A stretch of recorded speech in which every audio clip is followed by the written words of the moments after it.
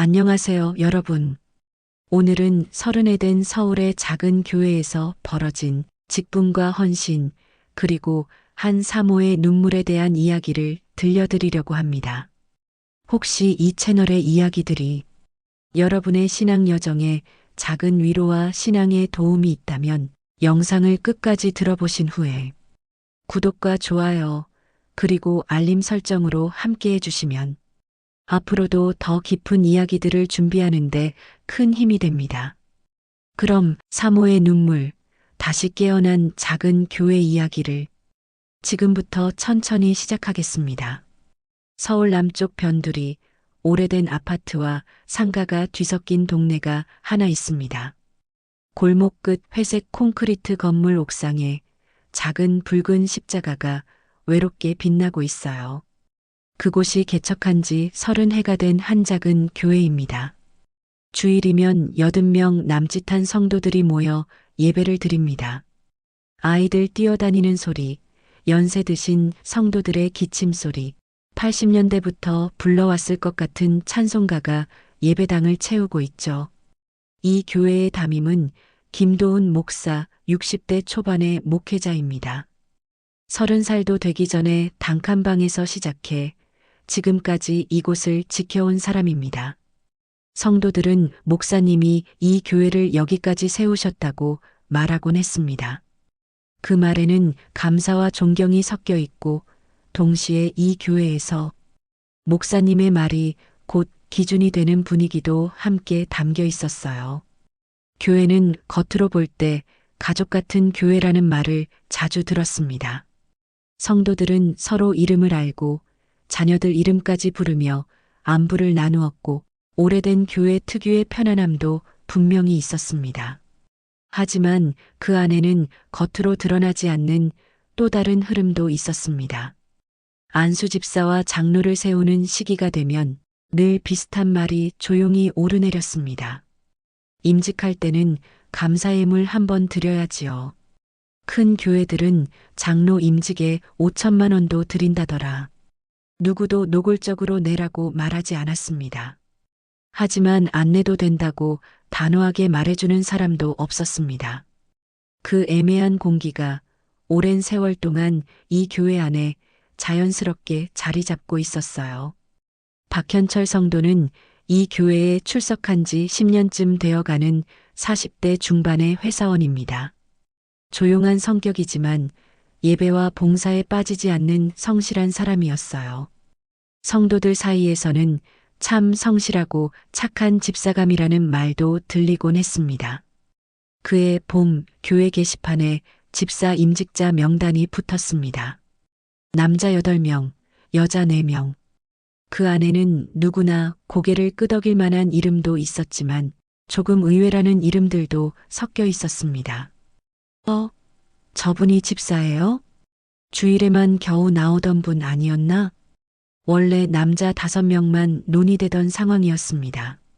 그런데 어느 날부터인가 목장을 통해 이런 말들이 오가게 되었지요. 같이 다녔는데 왜 나는 집사 안 주냐더라. 집사 안 주면 그냥 교회 안 나오겠다고 했다더라. 그 말들이 몇 사람 입을 거쳐 돌고 돌아 결국 김도훈 목사의 귀에까지 들어갔습니다. 조용한 회의가 끝난 뒤 게시판에 붙은 명단에는 3사람의 이름이 더 올라가 있었습니다. 그 추가된 3사람은 예전부터 봉사와 예배에 충성되게 서 있던 사람들은 아니었어요. 공식적인 설명은 없었습니다. 다만 사람들은 속으로 눈치를 챘습니다. 또 상처받고 떠날까봐 그냥 같이 올린 거구나. 겉으로는 더 많은 사람을 세우는 좋은 일처럼 보였지만 마음 한켠에는 어딘가 씁쓸한 감정이 생겨나고 있었습니다. 박현철 역시 그 명단을 바라보며 묵묵히 숨을 고를 뿐이었어요. 이 교회에는 또 한 사람이 있습니다. 목사와 함께 이 길을 걸어온 이은주 사모입니다. 은주 사모는 신학교를 졸업한 뒤 전도사로 사역하다가 젊은 시절에 김도훈 목사를 만나 결혼했습니다. 개척 초기 2사람은 밤늦게까지 교회 바닥을 쓸며 앞날을 함께 이야기하곤 했습니다. 우리는 사람 눈치 보지 말고 말씀만 붙잡고 가요. 그것이 두 사람이 함께 세웠던 약속이었어요. 그러나 시간이 지나면서 교회는 현실이라는 벽과 자주 부딪히게 되었습니다. 월세, 관리비, 줄어드는 헌금.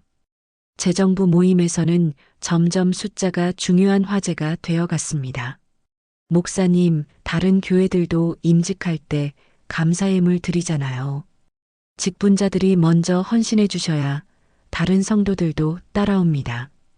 어느 날 저녁 은주 사모는 조심스럽게 입을 열었습니다.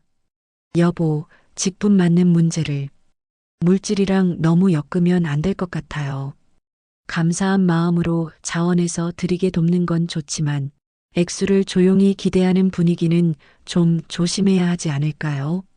김도훈 목사는 한동안 생각하더니 약간 돌아가는 말로 대답했습니다. 나도 돈 얘기만 하고 싶은 건 아니야. 그치만 직분자들이 먼저 헌신하는 건 맞지 않겠어? 교회 안에서 모범이 되는 사람들이니까. 다른 큰 교회들은 장로 임직에 5천만 원씩도 감사예물을 드린다고 하더라. 우리가 그렇게 하자는 건 아니지.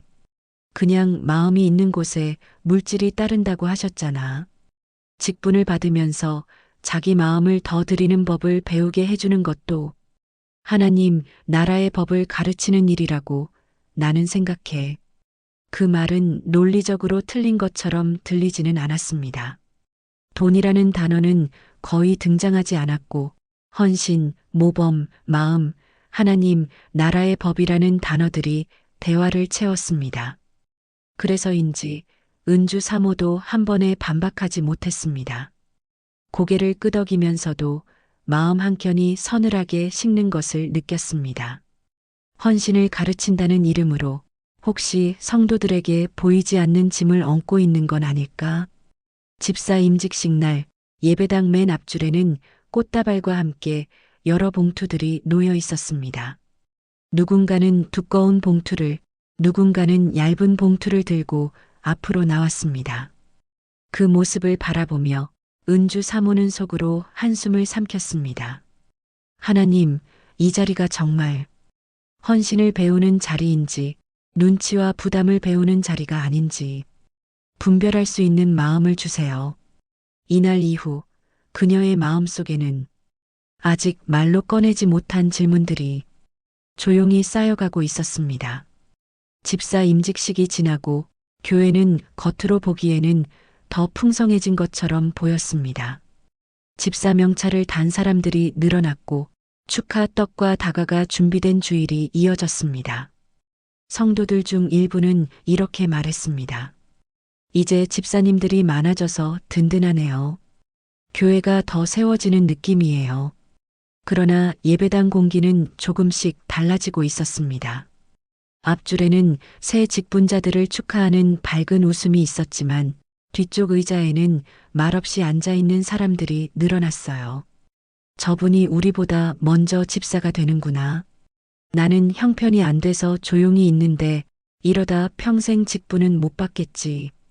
어떤 이들은 마음속으로 자기 형편과 신앙을 비교하며 조용히 위축되었고 어떤 이들은 결국 능력 있는 사람이 직분 받는 것 아니냐는 쓴 생각을 떨치지 못했습니다. 예배당 안을 가득 채우던 가족 같은 교회의 공기 안에는 눈에 보이지 않는 미세한 금이 하나 둘 생겨나고 있었습니다. 떠나는 발걸음, 무거운 설교. 시간이 지나자 주일 예배 자리는 눈에 띄게 비어가기 시작했습니다. 늘 앞줄에 앉던 한 가정이 몇 주째 보이지 않았습니다. 아이 셋을 데리고 오던 젊은 부부 역시 어느 순간부터 자취를 감추었어요. 집사님 댁은 요즘 안 보이시네요. 어디 편찮으신가요? 조심스럽게 물어보는 이가 있었지만 대답은 늘 비슷했습니다. 그냥 다른 교회 나가신대요. 그 말 뒤에는 길게 이어지는 침묵이 뒤따랐습니다.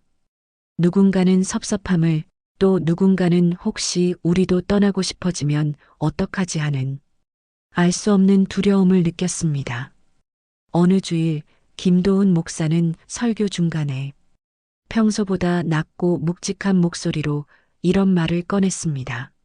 사랑하는 성도 여러분, 교회는 아무렇게나 왔다 갔다 하는 곳이 아닙니다. 하나님께서 세우신 교회를 자기 기분과 상황 따라 쉽게 떠나는 것은 영적으로 매우 위험한 일입니다. 교회를 떠나는 자는 언젠가 그 대가를 치르게 됩니다. 하나님이 세우신 질서를 가볍게 여기면 삶의 어느 지점에서 그 대가를 피할 수 없습니다. 대가라는 단어가 반복될 때마다 예배당 공기는 묵직한 돌처럼 가라앉았습니다. 가족 중 누군가가 최근 교회를 옮긴 성도들은 고개를 떨군 채 자신도 모르게 손을 꽉 쥐었습니다. 어느 집사는 손수건으로 눈을 조용히 훔쳤습니다. 그 눈물에는 떠난 가족을 향한 걱정과 자신을 향한 정죄감이 함께 섞여 있었어요. 김도훈 목사는 경각심을 줘야 한다는 마음이었지만 그 말은 이미 상처 입은 사람들의 가슴 깊은 곳을 다시 찌르는 말이 되고 있었습니다. 어느 평일 저녁 교회 불이 대부분 꺼진 시간입니다. 본당에서 청년 한 명이 찬양 연습을 마치고 돌아간 뒤 복도에는 발걸음 소리 하나만 남아 있었어요. 예배당 불을 끄기 위해 돌아다니던 이은주 사모는 복도 끝에서 망설이며 서 있는 한 사람을 보았습니다. 박현철 집사였습니다. 사모님, 잠깐 이야기 좀 나눌 수 있을까요? 그의 목소리에는 조심스러움과 무거운 고민이 함께 묻어 있었습니다. 두 사람은 교육관 옆 작은 상담실에 마주 앉았습니다. 테이블 위에는 성경과 노트, 따뜻한 차 한 잔이 놓여 있었어요. 한동안 침묵이 변기처럼 고여 있다가 박현철이 조심스럽게 입을 열었습니다. 사모님, 요즘 교회가 조금 무서워졌습니다. 그는 집사 임직식 때 느꼈던 부담, 감사의 물 액수를 둘러싼 암묵적인 기대, 그리고 교회를 떠난 이들을 향한 설교의 말들을 하나둘 꺼내 놓았습니다. 집사되고 감사원금을 드렸는데요. 솔직히 말하면 기쁨보다는 부담이 더 컸습니다. 안 드리면 안 될 것 같고, 덜 드리면 눈치 보일 것 같고, 내가 정말 하나님께 드리는 건지, 사람 눈을 의식해서 드리는 건지 혼란스러웠습니다. 이은주 사모는 그 고백을 조용히 들으며 고개를 끄덕였습니다. 현철 집사님, 솔직한 이야기 들려주셔서 고맙습니다. 저도 요즘 마음이 많이 무겁습니다. 상담실 안에는 둘의 목소리만 잔잔히 울려 퍼지고 있었어요. 그날 밤의 대화는 누군가를 판단하거나 비난하는 자리가 아니라 무언가가 잘못되어 가고 있는 것 같다는 막연한 느낌을 함께 확인하는 시간이 되고 있었습니다. 그리고 그 시간은 이후에 일어날 변화의 조용한 출발점이 되고 있었습니다. 어느 주일 예배당에는 평소보다 더 무거운 공기가 감돌고 있었습니다. 찬양이 끝나고 김도훈 목사가 강단으로 올라갔습니다. 성경을 펴는 손은 익숙했지만 그 마음 한켠에는 알 수 없는 긴장과 지침이 자리 잡고 있었어요. 그날 설교의 주제는 교회와 순종이었습니다. 처음 몇 분 동안은 늘 그렇듯 부드러운 어조로 말이 이어졌습니다. 그러나 어느 순간부터 목소리에 힘이 들어가기 시작했습니다. 요즘 시대에는 교회를 너무 가볍게 여깁니다. 자기 마음에 안 맞으면 떠나고 조금만 힘들면 옮겨 다닙니다. 하지만 사랑하는 성도 여러분, 교회를 떠나는 것은 단순한 이동이 아닙니다. 하나님께서 세우신 질서를 가볍게 여기는 것이고 그 선택에는 반드시 영적인 대가가 따르게 됩니다. 영적인 대가라는 말이 반복될 때마다 예배당 안에는 긴장된 정적이 흘렀습니다. 앞줄에 앉아있던 몇몇 성도는 고개를 끄덕이며 그 말을 받아들였지만 중간과 뒤쪽 자리에 앉아있던 사람들 중에는 눈썹을 찌푸리며 고개를 떨구는 이들도 있었습니다.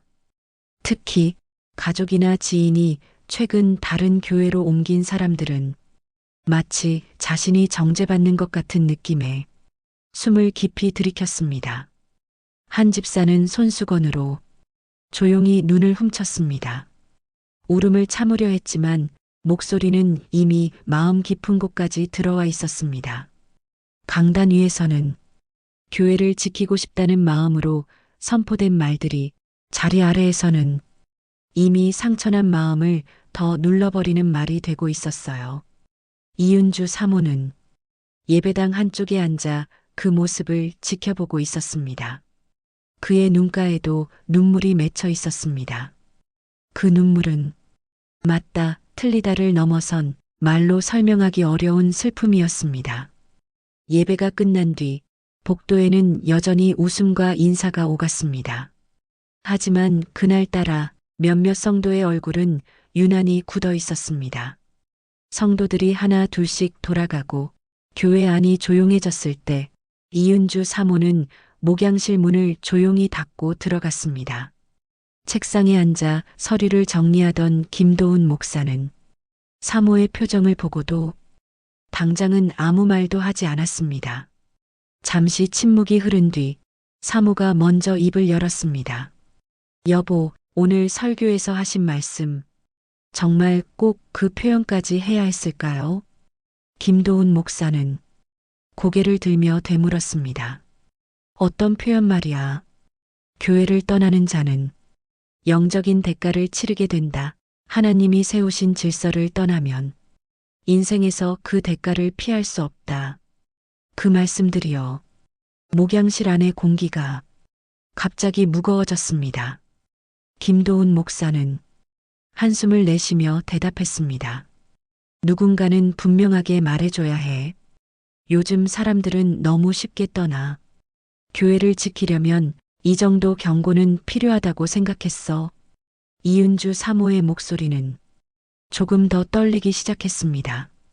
하지만 그 말이 이미 상처 입고 떠날 수밖에 없었던 사람들에게는 어떤 칼처럼 들릴지 생각해 보셨나요? 임직할 때 감사임을 드리는 문제도 직분자들이 먼저 헌신해야 한다는 말 뒤에 실제로는 부담을 얹어온 부분도 있잖아요. 여보, 이건 말씀의 질서가 아닌 것 같습니다. 그 말은 그동안 서로 조심해서 피해왔던 지점을 직접 건드리는 말이었습니다. 김도훈 목사의 얼굴이 굳어졌습니다. 지금 나를 비난하는 거야? 내가 30해를 어떻게 버텼는지 알아? 사람들이 떠나도 나는 여기 남아서 지켰어. 교회가 무너지면 그 책임은 내가 지는 거야. 당신은 현실을 너무 몰라. 이윤주 사모는 눈에 눈물이 맺힌 채 하지만 물러서지 않고 말했습니다. 현실을 모르는 게 아니에요. 묻고 싶은 건 딱 하나예요. 우리가 지키려는 게 정말 교회인가요? 아니면 우리 체면과 자리인가요? 그 말이 떨어지는 순간 둘 사이에 깊은 침묵이 내려앉았습니다. 이날 목양실에서의 대화는 단순한 의견 충돌이 아니라 30해 동안 쌓여온 생각과 두려움이 정면으로 부딪힌 순간이었습니다. 그날 밤 목회자 가정의 집안은 평소처럼 조용했습니다. 아이들은 이미 잠이 들었고 거실 TV는 꺼져 있었습니다. 이윤주 사모는 작은 방에 혼자 불을 켜고 앉았습니다. 책상 위에는 오래된 성경과 여러 번 접힌 노트가 놓여 있었어요. 그녀는 조용히 성경을 펼쳐놓고 천천히 방바닥에 무릎을 꿇었습니다. 하나님, 제가 잘못 보고 있는 건지, 제가 너무 이상적인 꿈만 꾸고 있는 건지 잘 모르겠습니다. 그녀의 기도는 책을 읽듯이 차분하지 않았습니다. 마음 깊은 곳에서 올라오는 뒤엉킨 감정들이 그대로 섞여 있었습니다. 제가 틀렸다면 제 마음을 바꿔주세요. 하지만 남편이 말씀에서 벗어나 있다면 남편의 마음을 깨뜨려 주세요. 사람의 기준이 아니라 말씀의 기준으로 다시 서게 해주세요. 눈물은 베개와 바닥에 떨어졌습니다. 그날 밤의 기도는 한 번으로 끝나지 않았습니다. 다음 날 새벽에도 그 다음 날 밤에도 이은주 사모는 같은 자리에서 비슷한 기도를 반복했습니다. 이 씨름은 남편을 이기려는 싸움이 아니라 하나님 앞에서 정직하게 서보려는 한 사람의 영적인 싸움이 되어가고 있었습니다. 며칠이 지나고 겉으로 드러난 교회의 모습은 크게 달라지지 않았습니다. 주일에는 여전히 예배가 드려졌고 주중에는 성경 공부와 모임이 이어졌습니다. 그러나 김도훈 목사의 마음속에는 잘 설명할 수 없는 흔들림이 일어나고 있었습니다. 어느 늦은 밤 교회 불이 거의 꺼진 시간 그는 혼자 본당으로 들어왔습니다. 십자가 조명만 희미하게 켜져 있고 나무 의자들이 줄지어 놓인 조용한 공간. 김도훈 목사는 강단 아래 맨 앞자리에 조용히 앉았습니다. 30에 그의 입에서 작은 독백이 흘러나왔습니다. 30해를 버텼지. 사람들이 떠나도 남았고 이 자리에서 매주 설교를 했지. 그 말 속에는 자부심과 함께 설명하기 힘든 외로움과 지침이 섞여 있었습니다. 잠시 후 그는 고개를 숙이고 천천히 기도하기 시작했습니다. 하나님, 저는 제가 교회를 지킨다고 생각했습니다. 교회가 무너지지 않게 하려면 어쩔 수 없는 선택들도 있다고 여겼습니다. 그래서 직분자들에게 더 큰 헌신을 요구하는 말을 했고 마음이 있는 곳에 물질이 따라온다는 말씀 뒤에 내가 기대하는 어떤 것들을 슬쩍 얹어놓기도 했습니다. 그게 하나님 나라의 법을 가르치는 일이라고 스스로를 설득했습니다. 그의 목소리가 조금씩 떨리기 시작했습니다. 떠나는 성도들에게 대가를 치르게 될 거라는 말도 했습니다. 그 말이 경고가 되어 사람들을 붙잡을 수 있다고 생각했습니다. 하지만 정말 하나님이 원하신 방식이었는지는 솔직히 확신이 없습니다. 그는 한동안 말을 잇지 못했습니다. 그리고 조용히 이런 고백이 나왔습니다. 제가 지키려 했던 건 정말 교회였습니까? 아니면 제자리와 체면이었습니까? 그 질문을 입 밖으로 내는 순간 김도훈 목사의 눈에서는 갑자기 눈물이 쏟아졌습니다. 이 눈물은 30해 동안 참아온 피로와 누구에게도 보이고 싶지 않았던 두려움, 그리고 뒤늦게 찾아온 회한이 한꺼번에 섞인 눈물이었습니다. 다음 날 오후 서울 하늘은 옅은 구름으로 덮여 있었습니다. 교회 뒤편에는 작은 언덕길이 하나 있었습니다. 그 길을 조금만 올라가면 동네와 교회 건물을 내려다볼 수 있는 벤치가 나옵니다. 김도훈 목사는 조심스러운 표정으로 사모에게 말했습니다. 오늘 잠깐 언덕에 같이 올라갈 수 있을까? 두 사람은 말없이 언덕을 올랐습니다. 벤치에 나란히 앉아 아래를 내려다보니 익숙한 골목과 편의점, 그리고 자신들이 섬기는 교회 건물이 한눈에 들어왔습니다. 한동안 아무 말도 없었습니다. 바람 소리만 조용히 두 사람 사이를 지나가고 있었습니다. 먼저 입을 연 사람은 김도훈 목사였습니다. 어젯밤에 혼자 본당에 있었습니다. 그는 전날 밤에 드렸던 기도를 조심스럽게 이야기했습니다. 지금까지 어떻게 버텨왔는지, 교회가 무너질까봐 얼마나 두려웠는지, 그래서 때로는 직분자들의 헌신이라는 말 뒤에 눈에 보이지 않는 부담을 얹기도 했다는 것을 인정했습니다. 교회를 지키려고 한 줄 알았는데 돌아보니까 내 자리와 체면이 무너질까봐 두려워했던 것 같기도 합니다. 이은주 사모의 눈에는 금세 눈물이 고였습니다.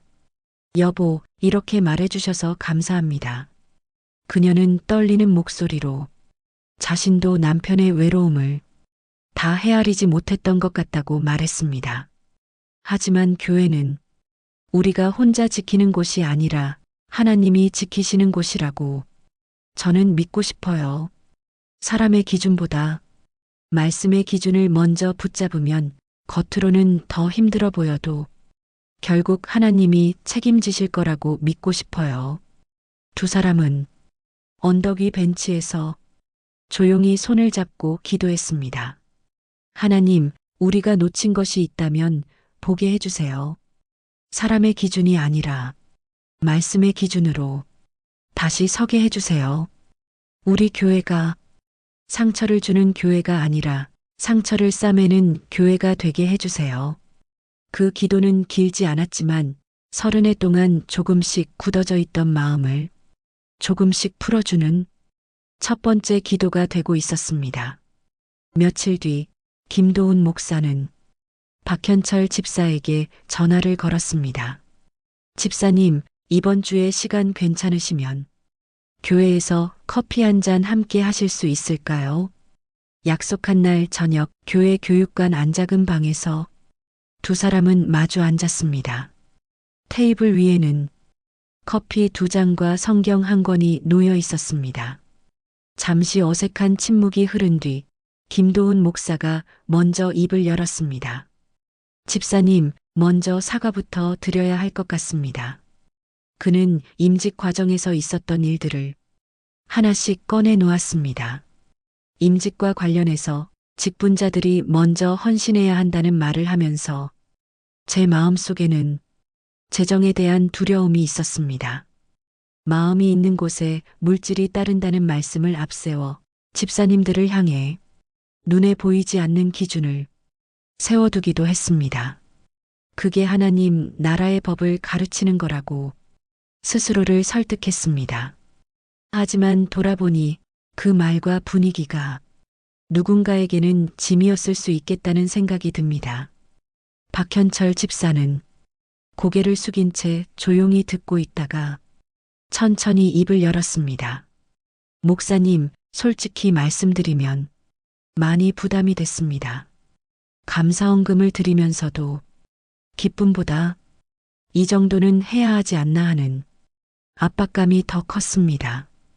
교회를 떠난 사람들에 대한 설교를 들을 때도 언제든 저도 그런 말의 대상이 될 수 있겠다는 두려움이 마음 한켠에 생겼습니다. 김도훈 목사는 천천히 고개를 끄덕였습니다. 집사님, 제 말과 태도로 인해 그런 마음이 드셨다면 목사로서 진심으로 사과드립니다. 교회를 지키려다 보니 사람의 기준과 두려움을 말씀 위에 올려놓은 것 같습니다. 박현철 집사의 눈가에도 물기가 돌았습니다. 저 역시 목사님을 너무 멀리 완벽한 분처럼만 생각했던 것 같습니다. 목사님도 연약한 사람이라는 걸 알게 되니 오히려 더 기도해야겠다는 마음이 듭니다. 두 사람은 자리에서 일어나 서로의 손을 잡고 기도했습니다. 하나님, 우리의 부족함을 용서해 주세요. 우리가 만든 잘못된 기준들을 내려놓고 다시 말씀 앞에 서게 해주세요. 상처 입은 성도들을 한 사람 한 사람 품을 수 있는 작은 교회가 되게 해주세요. 이날의 기도는 크게 울려 퍼지지 않았지만 교회 안에 조용히 새로운 울림을 남기고 있었습니다. 어느 주일 예배당에는 조금 다른 긴장감이 돌고 있었습니다. 찬양이 끝나고 광고 시간이 되자 김도훈 목사가 주보 한 장을 손에 들고 강단 앞으로 나왔습니다. 사랑하는 성도 여러분, 오늘은 우리 교회의 질서에 관한 중요한 말씀을 드리려고 합니다. 성도들의 시선이 자연스럽게 강단으로 모였습니다. 먼저 그동안 안수 집사나 장로 임직과 관련하여 당연한 것처럼 여겨져 왔던 임직 감사 예물에 대해 말씀드리겠습니다. 앞으로 우리 교회는 임직을 앞두고 별도의 헌금 예물을 드리는 관행을 없애도록 하겠습니다. 잠시 예배당 안이 조용해졌습니다. 몇몇 성도들은 숨을 멈춘 채 목사님의 입을 바라보았습니다. 헌금은 직분과 조건을 따라 억지로 드리는 것이 아니라 각자의 형편과 믿음 안에서 자유롭고 자원하는 마음으로 드려야 한다고 저는 믿습니다. 따라서 직분과 연결된 어떤 형태의 정해진 예물이나 암묵적인 기대도 이제 우리 교회 안에는 더 이상 없을 것입니다. 공기가 조금 바뀌는 느낌이 들었습니다. 어떤 이는 안도의 숨을 내쉬었고 어떤 이는 눈가를 훔치며 고개를 끄덕였습니다. 김도훈 목사는 종이에 적어온 내용을 조심스럽게 펼쳤습니다. 또 한 가지 집사 직분에 관한 기준도 분명히 하고자 합니다. 그동안 우리는 교회에 얼마나 오래 다녔는가 증년수를 집사 자격의 기준처럼 여겨왔습니다. 하지만 이제부터는 얼마나 오래 다녔는지가 아니라 어떻게 믿고 어떻게 섬겼는가를 더 중요하게 보려고 합니다. 예배당 안의 시선이 좀 더 진지해졌습니다.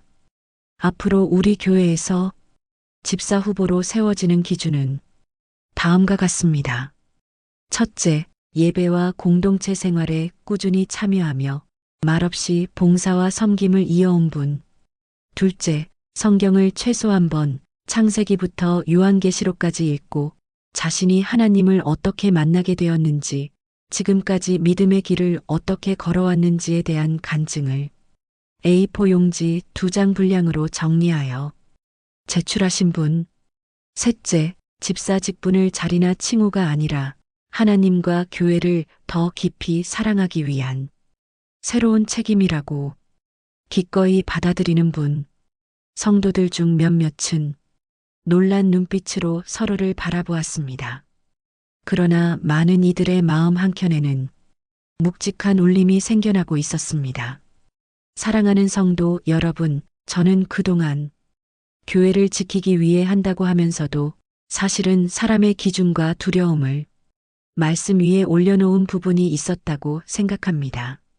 직분과 헌금, 그리고 교회를 떠나는 문제를 다루는 과정에서 제 말과 태도 때문에 상처를 받으신 분들이 있다면 목사로서 진심으로 사과드립니다. 이제 우리 교회가 사람의 기준이 아니라 말씀의 기준으로 서도록 함께 기도해 주시길 부탁드립니다. 그의 말이 끝나자 예배당 안에는 한동안 길고 조용한 침묵이 흘렀습니다. 그리고 어딘가에서 조용한 아멘 소리가 들려왔습니다. 그 아멘은 점점 더 많은 입술에서 작게 그러나 분명하게 울려 퍼졌습니다. 며칠 뒤 주보 한 구석에 오래 보지 못했던 안내 문구가 적혔습니다. 상처 입은 성도들을 위한 위로 예배. 그날 저녁 예배당에는 평소보다 적은 숫자의 인원이 모였습니다. 하지만 분위기는 어느 때보다 진지했습니다. 찬양이 끝난 뒤 김도훈 목사는 강단에서 내려와 성도들과 거의 같은 높이에서 섰습니다. 사랑하는 여러분, 오늘 이 자리는 제가 여러분께 사과드리는 자리이기도 합니다. 그는 과거에 했던 말들을 하나씩 꺼내 놓았습니다. 교회를 떠나는 자는 영적인 대가를 치르게 될 것이다. 저주를 피할 수 없다는 식의 말. 그 말들이 하나님 아버지의 마음을 온전히 담은 말은 아니었다고 이제야 인정하게 됩니다. 예배당 여기저기에서 눈물을 닦는 손이 보였습니다. 상처 입고 지쳐 떠날 수밖에 없었던 분들을 향해 정죄 대신 먼저 안아주고 기도해주고 눈물로 품어야 했는데 저는 교회를 지킨다는 이유로 너무 쉽게 단단한 말들을 사용했습니다. 목회자로서 참 부끄럽습니다. 그는 깊게 숨을 들이쉬고 다시 말을 이었습니다. 오늘 이 자리에서 교회의 잘못된 질서를 인정합니다. 앞으로는 직분과 헌금을 다룰 때도 성도의 떠남과 아픔을 대할 때도 사람의 기준이 아니라 말씀의 기준으로 서겠다고 하나님 앞에서 여러분 앞에서 약속드립니다. 그 고백이 끝난 뒤 예배당 안에는 잠시 아무 소리도 들리지 않았습니다. 그러다 한 성도가 조용히 아멘이라고 속삭였습니다. 곧이어 곳곳에서 따라오는 아멘 소리가 일어났습니다. 그날 위로 예배는 눈물로 시작해 조용한 소망으로 끝났습니다. 상처가 단번에 사라진 것은 아니었지만 교회가 상처를 인정하고 함께 울어주기 시작한 첫날이었습니다.